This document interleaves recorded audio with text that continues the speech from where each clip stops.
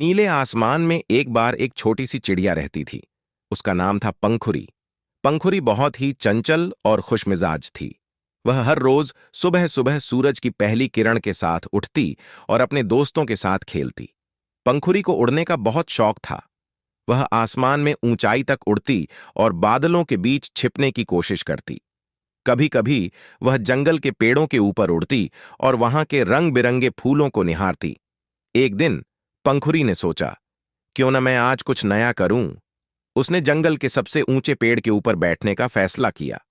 वह पूरी ताकत से उड़ने लगी। उड़ते उड़ते वह थक गई, लेकिन उसने हिम्मत नहीं हारी। अंत में वह उस ऊंचे पेड़ की चोटी पर पहुंच गई। वहां से उसने पूरे जंगल का दृश्य देखा।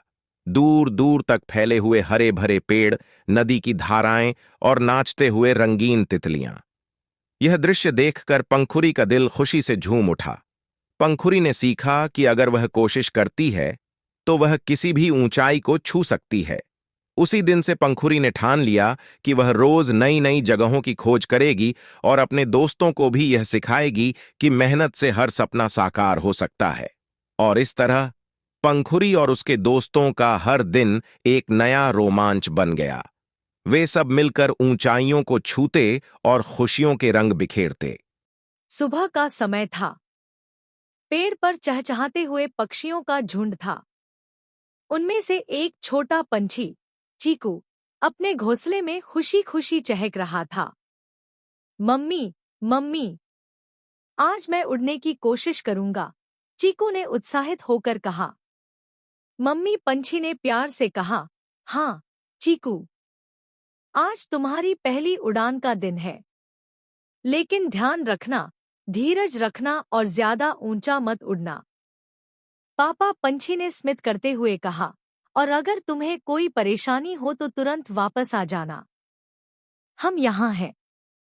चीकू ने पंख फड़फड़ाते हुए पेड़ की टहनी पर खड़ा होकर उड़ने की कोशिश की। 1, 2, 3, उड़ान, उसने आत्मविश्वास से कहा।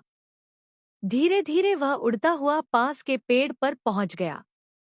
वाह, मैं उड़ रहा हूँ, चीकू खुशी से चहका। कुछ देर बाद चीकू और उसकी दोस्त गुड्डी साथ खेलते हुए मिले।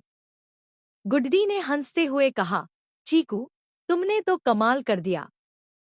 चलो, हम और ऊंचा उड़ने की कोशिश करते हैं। चीकू ने उत्साह से कहा, हाँ, चलो। दोनों ऊंचाई पर उड़ने लगे। तभी उन्हें बगुला अंकल दिखे। बगुला गंभीरता से बोला, बच्चे, ध्यान से उड़ो।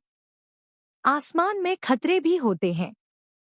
चीकू और गुड्डी ने बगुले अंकल की बात मानकर सावधानी से उड़ान जारी रखी और फिर अपने पेड़ पर वापस आ गए।